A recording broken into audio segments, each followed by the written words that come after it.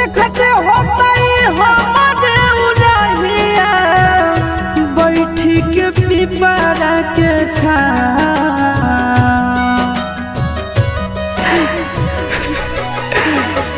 देखते होता हमारे उड़हिया बैठी के पिपरा के रुक रुक रुक अरे टरेनिया रुक रुक रुक रे टरेनिया ले ले चल जनुआ के गाँव रुक रुक रुक रे टरेनिया।